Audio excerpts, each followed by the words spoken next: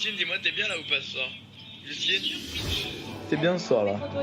Je serais mieux s'il y avait SCH ou Gazo avec moi là. Je crois là, c'est que dans tes rêves, excuse-moi. Vincent connaissait Justine depuis 7 mois. Ils étaient devenus les meilleurs amis du monde. Il était avec elle il y a 8 jours, quelques heures avant sa disparition. C'était une bulle de joie à temps plein. Elle savait être à l'écoute le plus possible. Et elle a toujours été là pour me dire ça va aller, t'inquiète, ou même de temps en temps, juste pour me changer les idées un petit peu. On sortait, on changeait les idées chacun de notre côté. C'était toujours agréable. Justine Vérac, 20 ans, jeune maman d'un petit gabin de 2 ans et demi, suivait une formation d'aide-soignante à Brive-la-Gaillarde.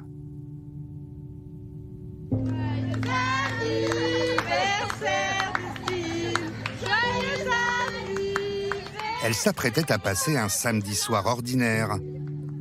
Son meurtre, cette semaine, a provoqué la stupéfaction. D'autant que le suspect, un ouvrier agricole de 21 ans, était a priori insoupçonnable. Jeudi, il est passé aux aveux.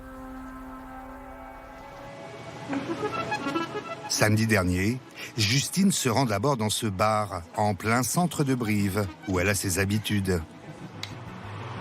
Elle va ensuite dans cette boîte de nuit, rejoindre 5 autres amis, dont Théo, 20 ans, le dernier à l'avoir croisée vivante. Son témoignage va se révéler crucial pour orienter les enquêteurs sur le principal suspect, un dénommé Lucas.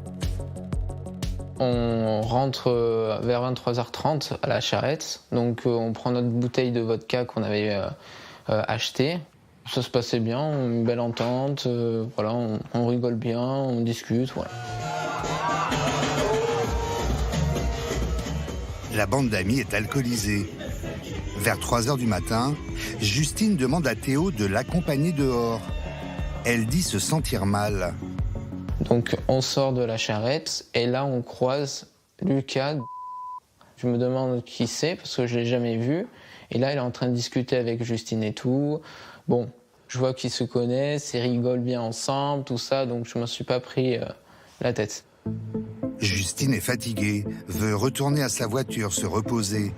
Théo et Lucas l'accompagnent sur le parking où est garé son véhicule. Je la fais allonger du coup dans la voiture, mais Lucas me dit, lui aussi, commence à être fatigué. Je lui dis, il n'y a pas de souci, mais je veux savoir ton nom. Je vais quand même lui demander son numéro de téléphone, donc il me donne gentiment son numéro de téléphone, il n'a pas cherché par 4 étapes. Et il m'a dit, ne t'inquiète pas, je gère, va t'amuser à la Charrette, reviens dans 1 heure. Théo revient 30 minutes plus tard. Il est 4h du matin. Justine a disparu. Théo est mort d'inquiétude, mais il a le numéro de Lucas. Alors il va lui envoyer des textos pour savoir où est Justine. Lucas prétexte être occupé avec une autre fille. Il me dit, j'ai autre chose à faire que de penser à ta pote bourrée. Les amis de Justine se passent le numéro de Lucas. Vincent arrive à le joindre à 8h dimanche matin. Lucas lui dit qu'il ne sait pas où est Justine. Et je ne l'ai pas senti stressé ou autre. Il était assez calme. Ça se trouve, je l'ai eu au téléphone juste après qu'il soit passé à l'acte. Lucas serait donc la dernière personne à avoir vu Justine. Le lendemain, lundi, les gendarmes ouvrent une enquête pour enlèvement et séquestration. Un avis de recherche est lancé, relayé sur les réseaux sociaux. Débattu, organisé pendant 2 jours. Ainsi que des recherches au domicile du principal suspect et aux alentours. Mardi soir, Lucas est arrêté chez lui après avoir tenté de fuir les gendarmes. Il est placé en garde à vue à Brive. Les enquêteurs disposent d'éléments confondants, à en croire la procureure de la République de Brive.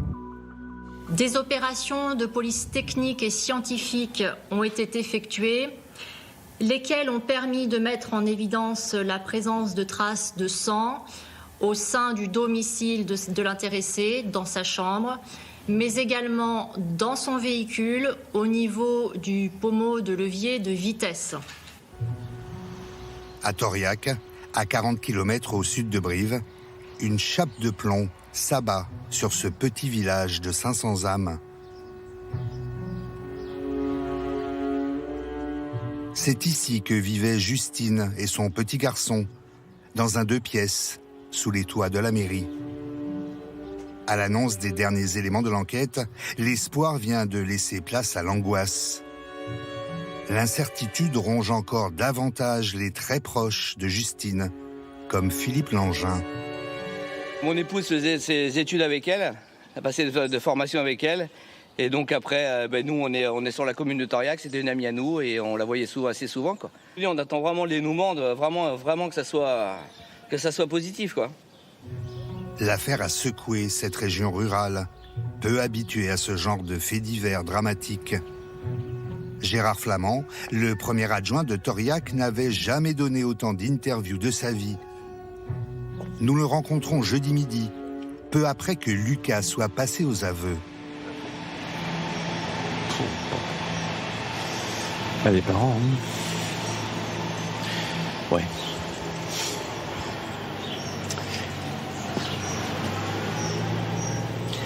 C'est trop tôt. 20 ans, c'est trop tôt. On a aussi des enfants.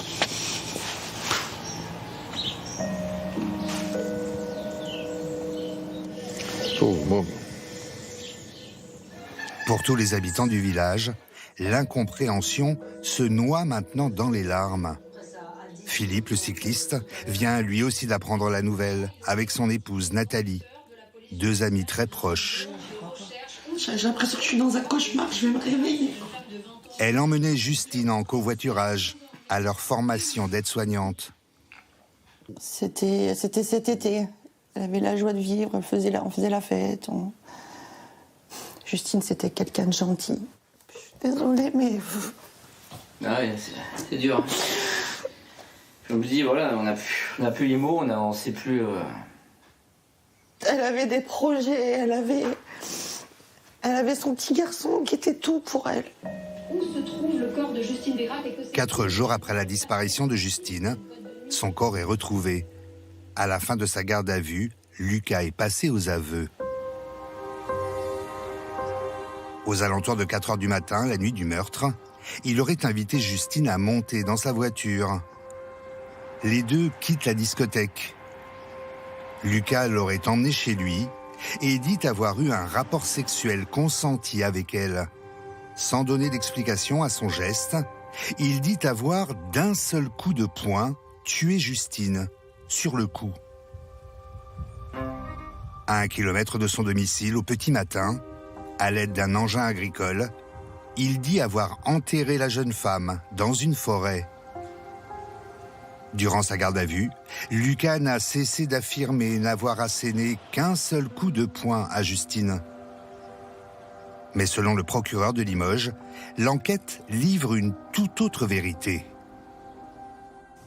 Les premières constatations établissent une pluralité de coups au niveau de la face, dont au moins un avec une arme contondante. Une information judiciaire est ouverte pour viol, séquestration et meurtre. L'avocat de Lucas, maître Michel Labrousse, soutient la thèse d'un coup sans intention de donner la mort. De manière générale, une personne qui serait amenée à donner un coup de poing qui entraînerait la mort. Se poserait la question de savoir si cette personne, en donnant ce coup de poing, a voulu donner la mort. Si elle n'a pas voulu donner la mort, mais vous tombez sur la notion de coup mortel, c'est-à-dire des coups qui vont donner la mort, mais sans intention de vouloir la donner. Et à partir de ce moment-là, nous n'avons plus la qualification de meurtre. Mais alors, qui est réellement Lucas ? Âgé de 21 ans, cet ouvrier agricole est décrit par son entourage comme un garçon équilibré, gentil, intelligent. Fier de sa réussite scolaire, il est titulaire d'un CAP de menuisier et d'un BEP exploitation agricole, Amoureux de la nature et des bêtes, Lucas projetait de reprendre l'exploitation familiale. En attendant, il enchaînait les stages, comme chez Jean-Marie, un menuisier de la région. Ça m'a un peu surpris, beaucoup surpris. Parce que c'est un gamin que j'ai connu qu'en stage. C'est un gamin très bien. Il demandait qu'à travailler, il n'y a pas de souci. Jamais eu de problème avec lui. Là, moi, je suis choqué, là, parce que je n'aurais jamais cru de ça de sa part. Mais quelques antécédents éclairent d'une lumière différente la personnalité de Lucas. Le football est une autre de ses passions. Il joue depuis l'âge de 6 ans dans le petit club de Bénat, le village où il habite en Corrèze.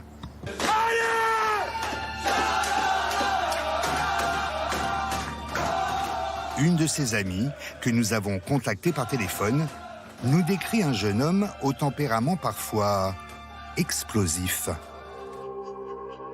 C'est quelqu'un qui a du mal à gérer ses émotions quand on lui dit non. Quand il joue au foot, lorsqu'il perd un match, il peut se mettre en colère, jusqu'à tabasser des joueurs de l'équipe adverse. En août 2020, alors qu'il est apprenti dans une ferme, son employeur lui reproche de passer trop de temps sur son portable pendant ses heures de travail. En réponse, Lucas aurait mis le feu à ce hangar chez son patron. Placé en garde à vue, il a passé 4 mois en détention provisoire. Il devait être prochainement jugé devant le tribunal correctionnel. Concernant les faits d'incendie, il les conteste depuis le premier instant. Il bénéficie d'autre part d'une présomption d'innocence. Mais alors, qu'est-ce qui aurait poussé Lucas à tuer Justine? Toujours aucune réponse. L'autopsie du corps devrait permettre d'éclairer certaines zones d'ombre, tout comme l'étude du profil psychologique de Lucas. Encore présumé innocent, le jeune homme encourt la réclusion criminelle à perpétuité. Vendredi, une cagnotte en ligne a été créée par une proche de la famille de Justine et de son petit Gabin pour financer les obsèques. 7 900 € ont déjà été récoltés.